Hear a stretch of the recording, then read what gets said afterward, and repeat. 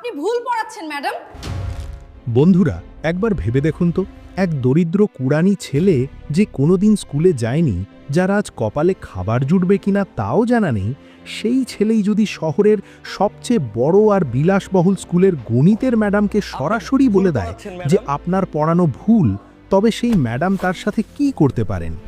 কিভাবে এক কুড়ানি ছেলে 15 বছর ধরে বইয়ে ছাপা একটি ভুল অঙ্ককে সঠিক করে দিল? চলুন দেখা যাক আজকের এই অসাধারণ গল্পে। সকাল 8টা বাজছিল। শহরের সবচেয়ে নামী এবং ব্যয়বহুল স্কুল রয়্যাল হেরিটেজ ইন্টারন্যাশনালের গেট তখন খুলে গেছে।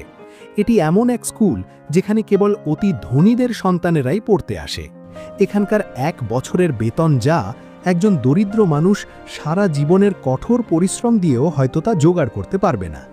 গেটের বাইরে তখন দামি গাড়ির দীর্ঘ লাইন। পরিপাটি পোশাক আর চকচকে জুতো পরে ছাত্রছাত্রীরা গাড়ি থেকে এমনভাবে নামছে যেন তারা পড়তে নয়, কোনো ফ্যাশন শোতে এসেছে। কিন্তু সেই চাকচিক্যের ঠিক পাশেই গেটের দেওয়ালের সাথে ঘেঁষে দাঁড়িয়েছিল 14 বছরের একটি ছেলে, বিজয়।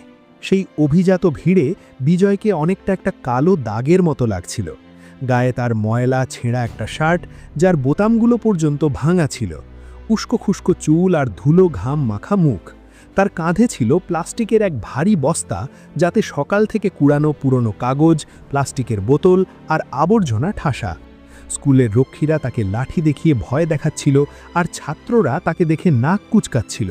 কিন্তু বিজয়ের সেদিকে কোনো খেয়াল ছিল না।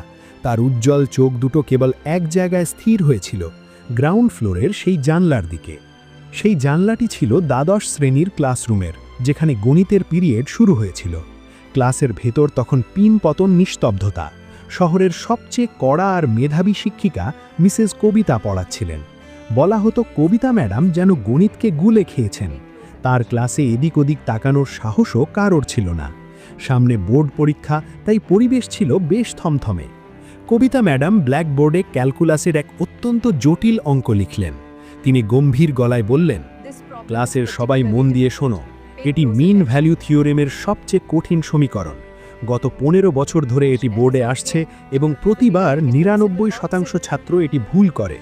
বড় বড় অধ্যাপকরাও এটি সমাধান করতে হিমশিম খান। তাই বাড়তি বুদ্ধি না খাটিয়ে আমি যেভাবে লিখে দিচ্ছি ঠিক